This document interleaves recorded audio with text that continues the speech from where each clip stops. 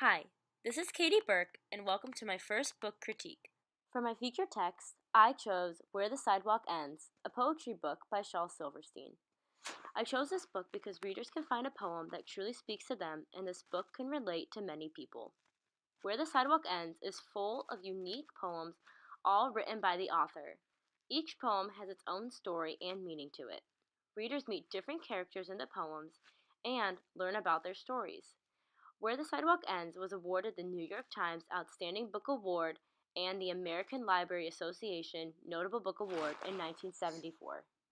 For my first lesson, all standards can be found on the Ohio Department of Education's website.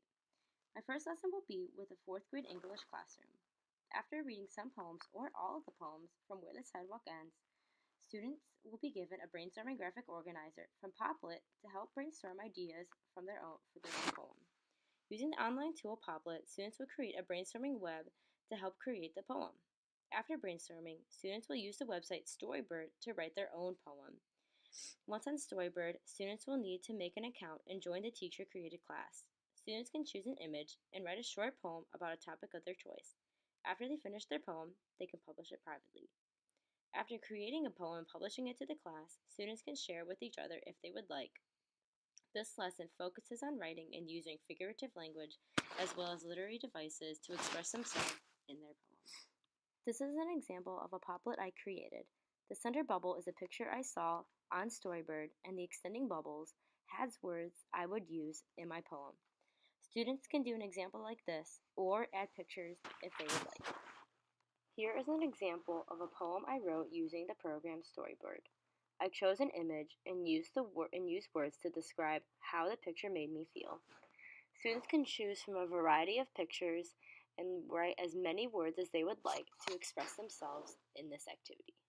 For my second lesson, I chose to do a fifth grade lesson in science. All standards for this lesson can be found on the Ohio Department of Education's website. After reading the poem Homemade Boat by Shel Silverstein and Where the Sidewalk Ends, the teacher will talk to the students about why the bottom of a boat is important for buoyancy. The students will then be put into groups of 2 to 4 and create a boat of their own. They must use the previous knowledge they have on boats and buoyancy. Once the group finishes building their own boat, they will need to create a promotional poster or infographic to sell their boat using the website Canva. After both the boat and the poster/infographic is done, each group will try and sell their boat to the rest of the class. Here are 2 examples of a promotional poster I created using Canva. The students can get as creative as they would like to help sell their boat to the class. Here are the other selections I read and critiqued for this book critique. Officer Buckle and Gloria is a picture book written and illustrated by Peggy Rothman that was awarded the Caldecott Award in 1996. This book focuses on Officer Buckle and his many safety tips. He goes to different schools to promote safety, but after Gloria the dog starts coming with him to the schools, everything changes. This book is for elementary-aged kids.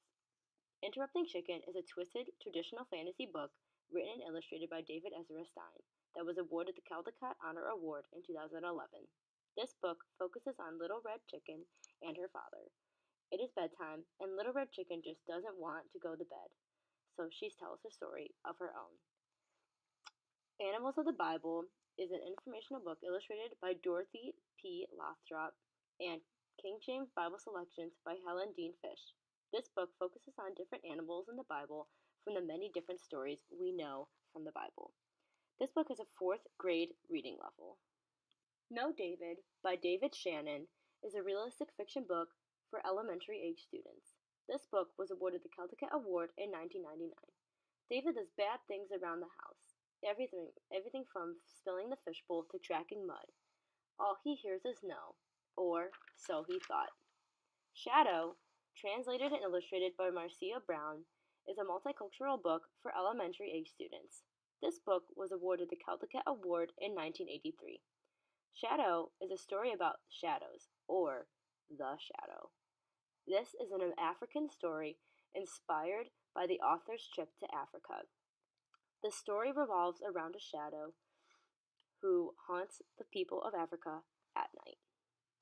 So You Want to Be President by Judith St. George and illustrated by David Small is an informational and historical book for upper elementary age students. This book was awarded the Caldecott Medal in 2001. So You Want to Be President is about why you should be a president. It gives facts and stories about each president and their time in the White House. A Sick Day for Amos McGee by Philip C. Steed and illustrated by Aaron E. Steed is a picture book for elementary age students. This book was awarded the Caldecott Medal in 2011. A Sick Day for Amos McGee is about a man named Amos who has a daily routine. He loves his job as a zookeeper. One day he gets sick. With a visit from some unusual friends, he feels much better. Thank you for watching my book critique, and see you next time on my second book critique.